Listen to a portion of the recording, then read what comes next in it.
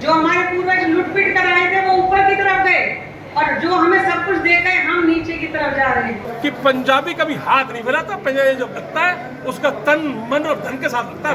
अब इस समाज को हम बिगड़े नहीं देंगे, कतई नहीं बिगड़ने देंगे, चाहे वो किसी और रूप में आ जाए और उसको बिल्कुल इस 24 के अंदर उनको खामियाजा ही भुगतना पड़ेगा। हमारे को मान सम्मान कोई भी बड़ी पार्टी दे दे, हम दोनों पार्टी की बात कर रहे हैं। वो मान सम्मान क्या है भाई? मान सम्मान हो सकता है विधायक की टिकट दे दे। नमस्कार, आप देख रहे हैं दैनिक साथी हरियाणा। हरियाणा के रेवाड़ी शहर में शनिवार की रात आजाद चौक स्थित बिल्सबेरी होटल में पंजाबी स्वाभिमान महापंचायत का आयोजन कर पंजाबी समुदाय को हक देने का आह्वान वक्ताओं की ओर से किया गया। स्लोगन लिखा गया, जागो पंजाबी जागो। वक्ताओं की ओर से पंजाबी आयोग गठन करने की मांग से लेकर राजनीतिक भागीदारी की बात भी कही गई। यूं तो दावा किया गया कि समाज को संगठित करने के लिए महापंचायत बुलाई गई, लेकिन वहीं समाज के अंदर की गुटबाजी भी खुलकर सामने आ गई जब आरोप लगाया गया कि कुछ लोग समाज को बेचने का काम कर रहे हैं। महिला वक्ता निमृता सचदेवा की ओर से तीतर की कहानी सुनाई गई। ऐसे में जरूरी था कि यह भी बताया जाए कि समाज के भीतर आखिर तीतर कौन है। पंजाबी वन की आवाज भी उठाई गई। पहले कुछ वक्ताओं को सुनाते हैं और दिखाते हैं, इसके बाद इनसे सवाल भी पूछेंगे। 50 तीतर थे पर तीतर की कीमत 50 रुपए है और बोले इस तीतर की कीमत बोला 1000 रुपए है। तो बोले क्या फर्क है दोनों तीतर में? बोला जो ये तीतर है ये उड़ता है और तीतरों को ले आता है और मैं उनको पकड़ लेता हूँ। वो आदमी बोला ये तो बड़ा गद्दार तीतर है, ये औरों को पकड़ पकड़ कर ले आता है, तो आप मुझे ये तीतर दे दो। उसने वो तीतर लिया और उसको मार दिया या उड़ा दिया। तो बोला तूने 1000 रुपए का तीतर लिया तो तूने ऐसा क्यों किया? बोला क्योंकि ये अपनी कौम का गद्दार तीतर था। इसने अपने कौम के साथ गद्दारी की कि औरों को पकड़ कर लाता था और आग के तलवे चाटता था। तो ये मीटिंग सिर्फ हमारे कौम के गद्दारों को लेकर हो रही है। हम एकत्रित हैं, हम क्या बोलते हैं, हम एकत्रित हैं पर संगठित नहीं है। कहीं शादी में जाते हैं तो हम एकत्रित हो जाते हैं, मेल बिरादरी पे जाते हैं तो हम एकत्रित हो जाते हैं, पर जहाँ संगठन की बात आती है तो हम अपने मुखिया खुद हैं कि भाई ठीक है तेरे साथ है, तुझे दे देंगे, तेरे को वोट दे देंगे, तेरे तलवे चाट लेंगे, तेरे कहे पे आ जाएंगे। सबसे बड़ी प्रॉब्लम हमारी ये है।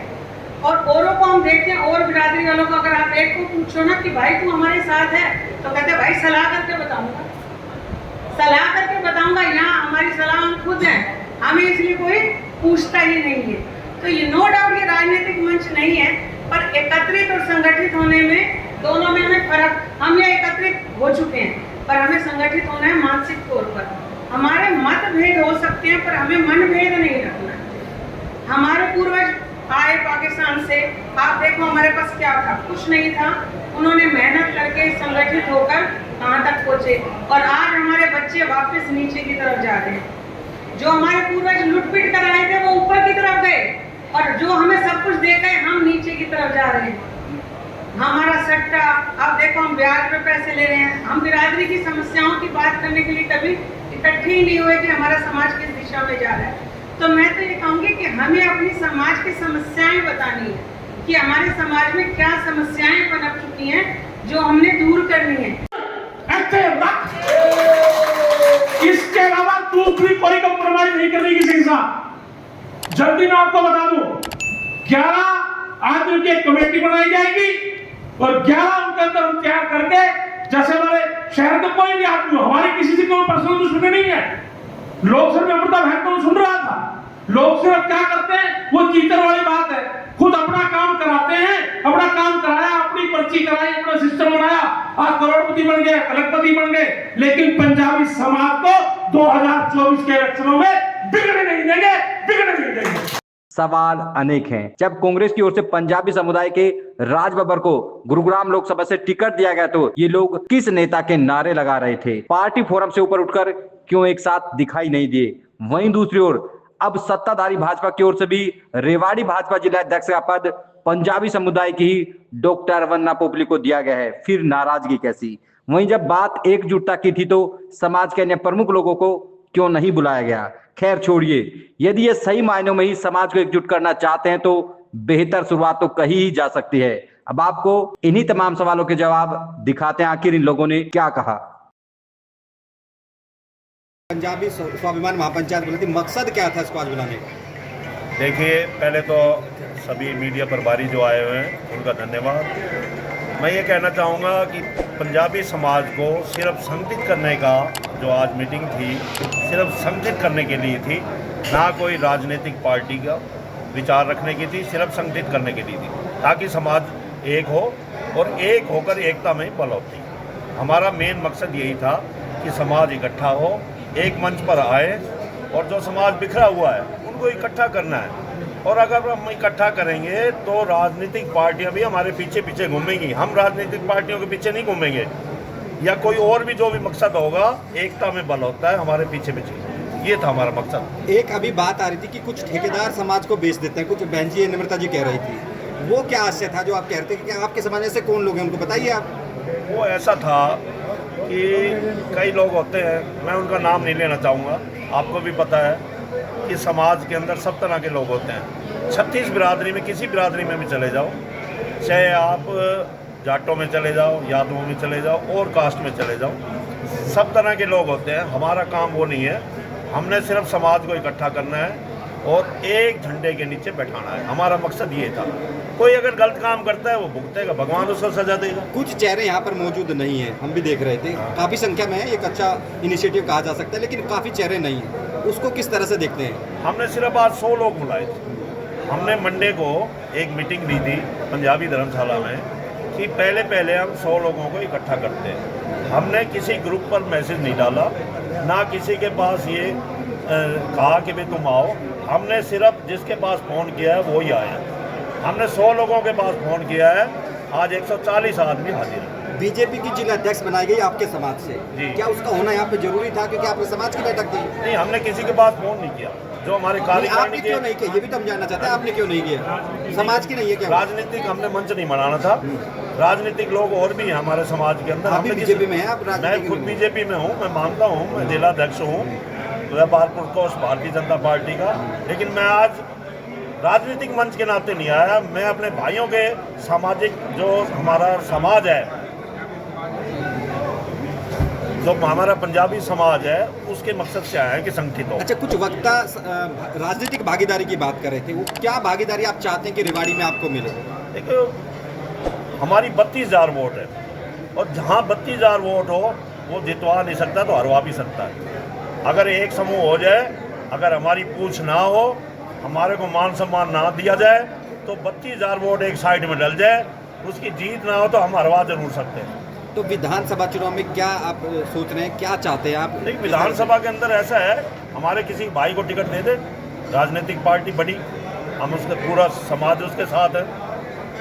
अब लोकसभा में टिकट दी थी कांग्रेस ने, पूरा समाज बटा हुआ दिखाई दिया। यदि आप इतने ही संगठित करने वाले लोग थे तो तब एक साथ एकजुट क्यों नहीं हो पाए? देखिए, ऐसा है, 20 दिन उनको मिले थे, टिकट उनको लेट दी गई और 20 दिन के अंदर जितना उन्होंने आज 7,33,000 वोट लिए, यूँ ही नहीं लिए 20 दिन के अंदर। और अगर वो उनको 1 महीना 1.5 महीना मिल जाता तो शायद और ही रूप होता। तो क्या आप कुछ मांग रखेंगे पार्टियों के सामने कि अब हमारे समाज को आप टिकट दें? बिल्कुल बिल्कुल, हम डिमांड रखेंगे और हमारे समाज के अंदर 32,000 वोट हैं, 32,000 का वो मान सम्मान करें। और जो है हमारे समाज के किसी भी, चाहे वो सरदार हैं, वो भी हमारे भाई हैं, उनको भी टिकट मिल जाए, हम उनके साथ। क्या चाहते हैं वो 11 कमेटी, क्या एक अपने पंजाबी जो भवन है उसकी भी बात करी कि कुछ लोग वहाँ पे वो कार्यक्रम वहाँ होना चाहिए, क्या मकसद क्या था कहने का? अमित जी, हमारे बिरादरी की बात अगर हम बिरादरी में नहीं कहेंगे तो कहाँ कहेंगे, किसके सामने कहेंगे? अपना दुख दर्द अगर अब नहीं कहेंगे तो कब कहेंगे? लेकिन मैं फिर ये कह रहा हूँ, इस बात के अंदर कोई दो राय नहीं है। पिछले ठेकेदारों ने जो पंजाबी समाज को बेचा था, अब इस पंजाबी समाज को किसी भी हालत में बिगड़े नहीं देंगे, बिल्कुल नहीं बिगड़ने देंगे। और आज आप ये नफरी आप देख रहे हैं, ये एक छोटे से बिलावे का नतीजा है अमित जी। और इसके बाद में मैं आपको बता दूं, अभी हम दोबारा जब 11 आदमी की हम कमेटी बना लेंगे तो रेवाड़ी विधानसभा के जितने भी पंजाबी हैं उनका एक विशाल, आप उस समय आप देखिएगा, नफरी देखिएगा। हमने लोगों के लिए काम करा है, प्रेमनाथ गिरी जी ने काम करा है, आपने कोरोना काल के अंदर भी देखा होगा कि पंजाबी कभी हाथ नहीं फैलाता, पंजाबी जो लगता है उसका तन मन और धन के साथ लगता है। आपने ठेकेदारों की बात की, लोग आप पर क्यों विश्वास करें, उसी समाज के लोग, कि आप ठेकेदार नहीं बन जाएंगे? देखिए, उसका फर्क है। हमने कभी भी हमारे पर कोई भी समाज का आदमी हमारे पे लांछन नहीं लगा सकता। कोरोना काल की बात हो, सब लोगों ने देखा है, हमने समाज के लिए कोई ठेकेदारी करी है तो उसका तन मन धन से उसके साथ रहे हैं, चाहे प्रेमनाथ गेरा जी हो, चाहे हमारी पंजाबी बिरादरी हो। लेकिन कुछ लोगों ने, मैं दोबारा आपकी बात कब कह रहा हूँ, मुझे कहने से कुछ गुरेज नहीं है, आपके चैनल के माध्यम से मैं कहना चाहता हूँ कि अब इस समाज को हम बिगड़े नहीं देंगे, कतई नहीं बिगड़ने देंगे, चाहे वो किसी और रूप में आ जाए, और उसको बिल्कुल इस 24 के अंदर उनको खामियाजा ही भुगतना पड़ेगा। विधानसभा चुनाव अभी मैच 1.5 महीने बाद है, तो मकसद क्या है इसका पूरा लोगों को एकजुट करने का, और क्या आप चाहते हैं, लोग जानना चाहते हैं? देखिए अमित जी, 32,000 हम पंजाबी हैं, हमारे को मान सम्मान कोई भी बड़ी पार्टी दे दे, हम दोनों पार्टी की बात कर रहे हैं। वो मान सम्मान क्या है भाई? मान सम्मान हो सकता है विधायक की टिकट दे दे, हमारे को कोई दे दे, कम से कम नगर परिषद की चेयरमैन ही दे दे, हमारे पंजाबी समाज में से किसी को चेयरमैन का पद दे दे, हमें मान सम्मान चाहिए अमित जी, इससे नीचे कोई कंप्रोमाइज नहीं होगा।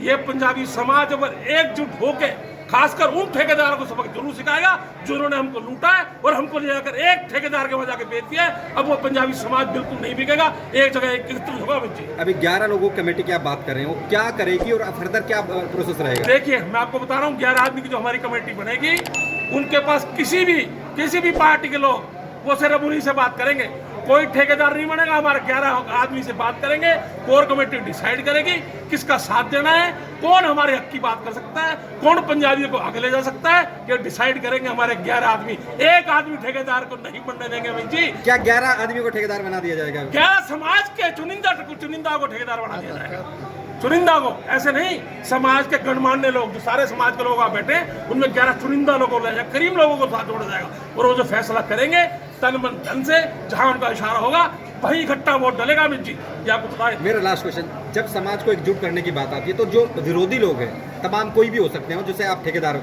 क्या उनको आज यहाँ पर इन्वाइट नहीं करना चाहिए ताकि समाज में एकजुटता बनाई जा सके? देखिए, अभी तो मैं आपके चैनल के माध्यम से बता दूं अमित जी, उनको तो इसी वहम था कि हम रेवाड़ी पंजाबी समाज से वहीं एकत्रित कर सकते हैं, तो आज मात्र एक सोमवार की मीटिंग का हमने करके 100 आप बुला दोगे, आप हॉल के अंदर देख रहे हैं, मैं आपको कह रहा हूँ, उनकी ये चैनल के देखने के बाद, आपकी डिबेट देखने के बाद अमित जी, उनकी आंखों की नींद उड़ेगी। लास्ट क्वेश्चन, पंजाबी भवन है आप लोगों के पास, पंजाबी समुदाय कार्यक्रम वहाँ भी हो सकता था ताकि एक बड़ा मैसेज जाए, लेकिन वो नहीं कर पाए आप लोग। बिल्कुल, आपने मेरी दुखती रख पे हाथ रखा है अमित जी, दुखती रख पे हाथ रखा है।